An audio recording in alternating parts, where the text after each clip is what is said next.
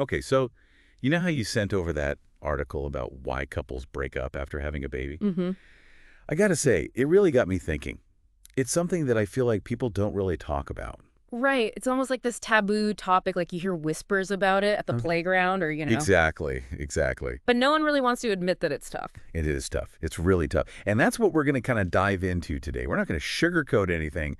We're going to pull out the most interesting, I think, thought-provoking points from the article and hopefully give our listeners, some more to think about, some more perspective, really. And I think a lot of our listeners are probably either in that stage or, maybe even looking back, like what just happened. Right. We see all these like picture-perfect images of blissful new parents, but is that really the reality? I mean, that statistic from Sweden, 30% of parents with young kids separate. That's huge. That's a lot. That's not like a small percentage. It makes you wonder. Yeah, it does make you wonder, like, what's going on there? Yeah. So the article, it doesn't really spend a lot of time on the obvious things like less sleep, we've all heard that, Right. less sex, like those are givens. But it goes deeper into some other stuff that I thought was really interesting, like maternal gatekeeping, which honestly, I had to look that up. Yeah, it's a thing though, and it can be so subtle. It's not always like outright criticism. Okay, so give me an example. What does that look like? Okay, so imagine this. Like, mom packs the diaper bag a certain way, right? Then dad goes to pack it and rearranges things, and mom's like, no, no, no, that's not how you do it. Or she always has to be the one to soothe the baby, even when she's exhausted.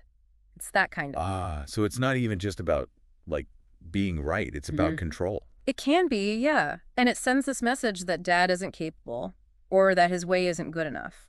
And that's got to be hard on both of them, right? Oh, absolutely. It can really create tension and resentment in a relationship. And then you add on top of that just the everyday chaos of having a newborn. Yeah, the chaos is real. It's not just about having a baby. It's like your whole life gets flipped upside down. You're constantly on edge. All the time. Every decision, no matter how small, feels enormous. Oh, I remember this.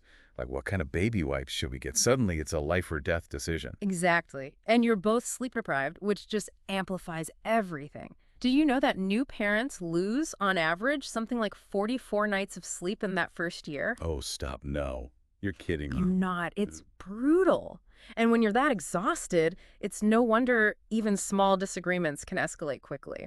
Okay, so we've got sleep deprivation, we've got this constant chaos, and then you add in this potential for a power struggle with maternal gatekeeping. What could go wrong, right? Well, sadly, a lot. And the article talks about another big one. It's this thing they call the, hold on, what was it? Oh, yeah, the transactional trap. Okay, the transactional trap. Tell me more about this. So picture this. It's Friday night, you're both exhausted, and instead of like relaxing and connecting after a long week, You're arguing over whose turn it is to take out the trash. well, maybe, but it's more like you're mentally tallying up who did more diaper changes that day to justify ordering takeout. Oof, yeah. So it's not even about the actual chore, it's about keeping score. Exactly. It's like you become roommates managing this tiny, very demanding business instead of romantic partners.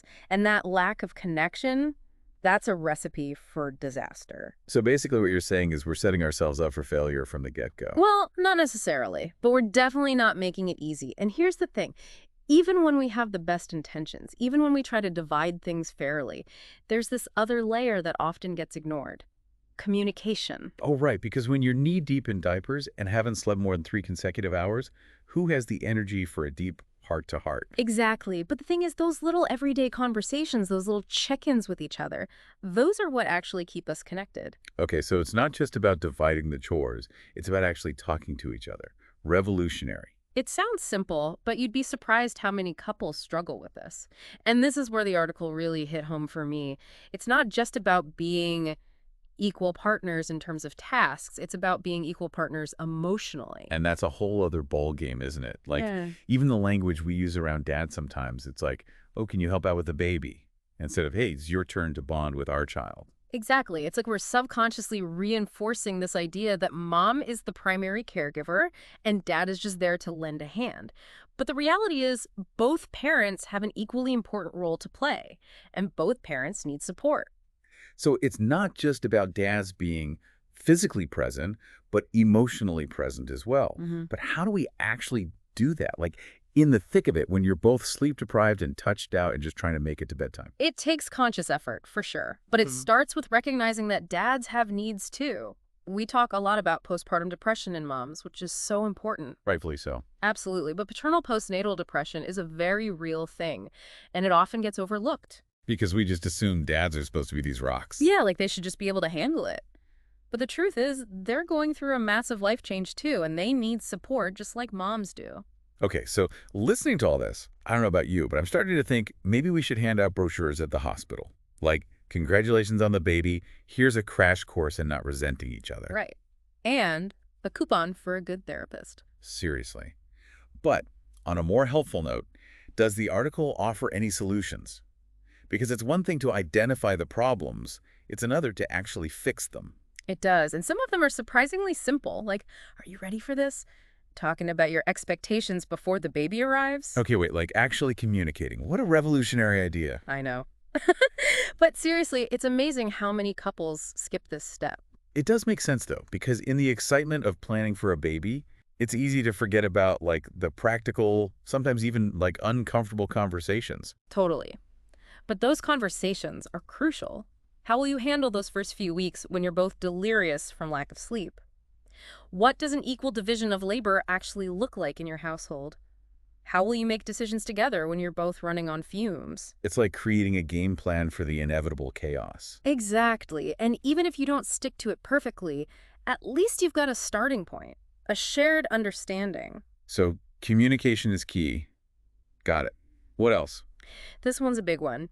Make time for your relationship, even if it's just 15 minutes a day. Schedule it in, put it on the calendar, and treat it like any other important appointment. A date night minus the, actual going out part. Exactly. Order takeout, put the baby down, and just focus on each other. Even if you're just talking about your day or watching a show together, that connection is so important. It's so easy to let that slip away when you're in survival mode. It is. But trust me, that 15 minutes can make all the difference. Okay, so we've got communication, we've got couple time. Anything else our listeners should know? Last but not least, don't be afraid to ask for help. Oh yeah, that whole doing it all mentality is a recipe for disaster. Exactly. Whether it's practical help, like with meals or errands, or emotional support from friends and family. Or even a therapist. Yes. There is no shame in asking for support. It doesn't mean you're failing. It means you're taking care of yourself, which ultimately makes you a better parent.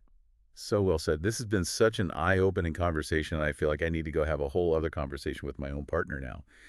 But for our listeners out there, I think the biggest takeaway here is that having a baby is a huge adjustment, and it's okay to acknowledge the challenges. Absolutely. And it's important to remember, every couple is different. Every journey is unique. What works for one couple might not work for another. The key is to find what works for you. And don't be afraid to ask for help along the way. Thank you so much for joining us on this deep dive into, well, the deep end of parenthood. Anytime. It's been a pleasure. And to our listeners, keep those conversations going. Until next time.